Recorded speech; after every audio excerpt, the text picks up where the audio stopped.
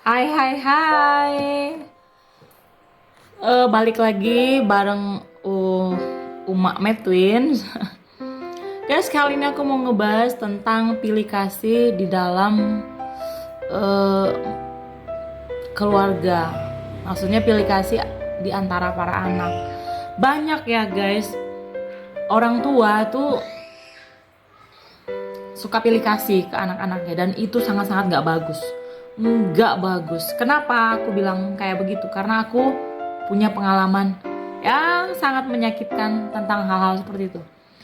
Jadi guys, aku tuh punya orang tua yang tidak membudidayakan program KB. Yang dibudidayakan itu ya program keluarga besar. Nggak keluarga berencana. Jadi orang tua aku tuh punya anak 8. Anak yang ketujuh diterima dengan baik, sampai anak yang ketujuh diterima dengan baik, dan ketika anak yang ke-8 hadir di dalam rahim mama aku, itu udah ditentang sama bapak aku. Aku nggak ngerti, dan perlu kalian ingat, kalau sudah istri kamu sudah positif hamil, nggak ada alasan yang membenarkan apapun untuk kamu bisa menggugurkannya. Hey, kalau kamu memang nggak mau, nggak usah berhubungan dengan istri kamu. Kalau kamu nggak mau istri kamu hamil, pakai kontrasepsi. Kalau mau istri kamu nggak hamil, pakai KB. Usulkan kalau istri kamu itu tidak mengerti, tidak paham dan tidak tahu tentang KB, kamu cari tahu. Jadi kalau sudah hamil, kamu harus terima. Hey, para laki-laki, kamu sangat pengecut kalau kamu bilang kamu gak menginginkan bayi itu. Sementara kamu yang membuatnya. Jadi waktu itu aku lahir, setelah aku lahir. Nah setelah aku lahir, aku merasa perbedaan yang dilakukan bapak aku tuh ke aku tuh sangat menyakitkan hati aku. Dia memaki aku, dia membentak aku dengan bentakan, dengan makian yang sangat mengerikan.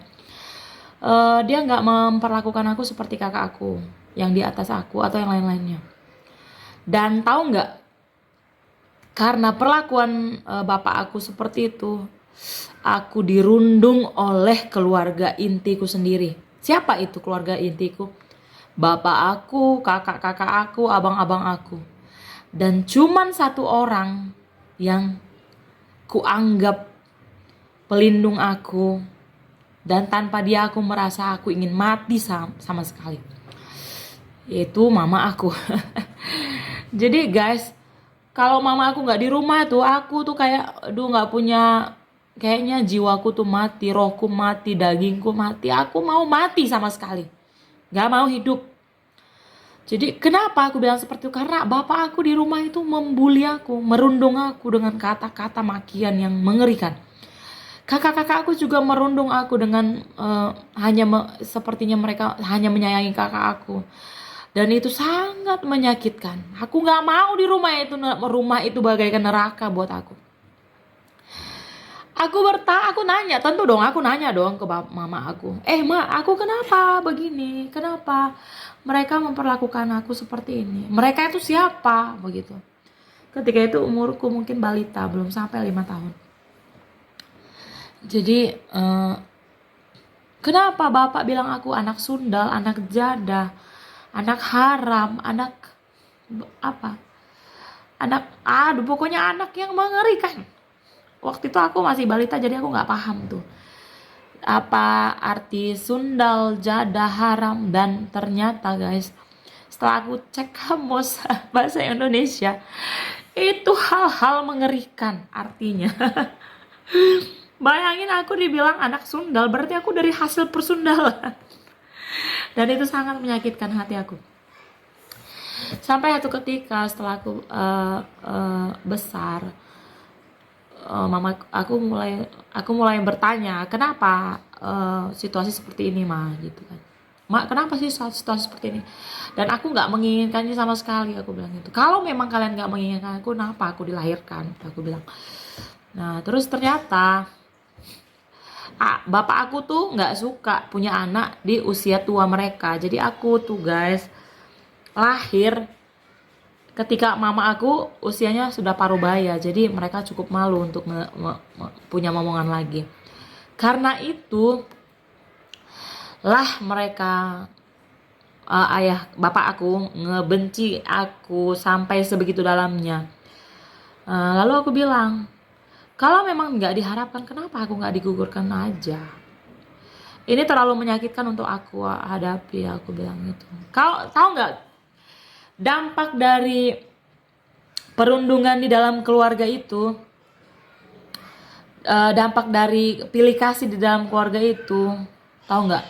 Aku tuh merasa minder, merasa aku nggak berharga, merasa kehadiranku itu pengganggu, merasa kelahiranku itu sebuah petaka. Aku merasa nggak berharga. I feel nothing. There is no value in my heart, in my life like that. Jadi aku ngerasa, aduh Tuhan, aku nggak berharga. Sampai satu ketika aku nggak berharga di mana-mana. Aku nggak merasa berharga di komunitas gereja juga, di sekolah, di pergaulan. Aku ngerasa I feel nothing. Jadi aku satu hari aku berpikir, ini nggak bisa nih begini terus, nggak bisa. Aku pikir gitu. Akhirnya aku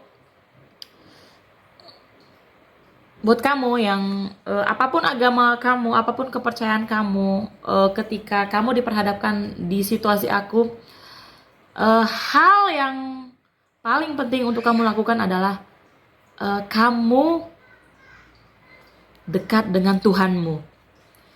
Jadi sekalipun dunia meninggalkan kamu, kalau kamu dekat sama Tuhanmu, kamu berharga. Itu yang aku rasain. Jadi aku mulai bangkit, semangatku mulai kembali. Because I know aku berharga buat Sang Pencipta aku. Aku dicipta, aku dilahir untuk satu tujuan. Dan tujuan itu gak mungkin tujuan yang buruk, pasti tujuan yang baik. Akhirnya aku mulai termotivasi untuk I do my best.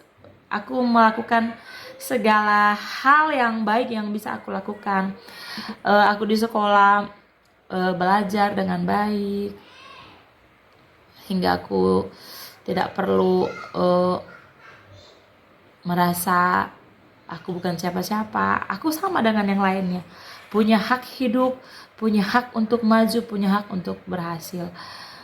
Jadi guys, poin penting di sini, kamu sebagai orang tua, baik kamu ibu, kamu bapak, tolong jangan pilih-pilih kasih untuk anak-anak kamu, karena itu sangat menyakitkan buat mereka, sangat menyakitkan, dan itu nggak baik untuk interaksi di antara yang bersaudara itu.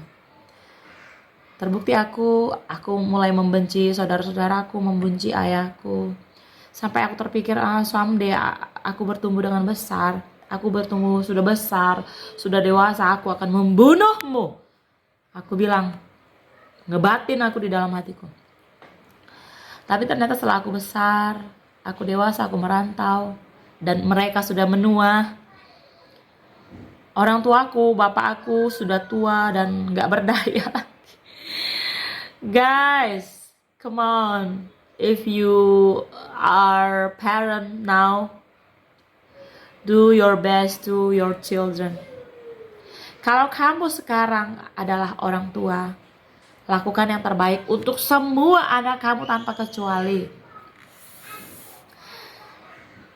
Kalau kamu tua nanti, mereka yang akan menopang kamu.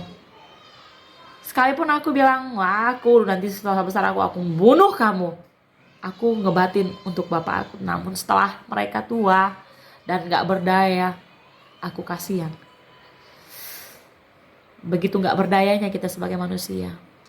So, sebelum kamu menyesali semua yang terjadi, yang kamu lakukan terhadap anak-anak kamu, bertindaklah hati-hati dan bijaksana. Oke guys, untuk kali ini sekian dulu. God bless you.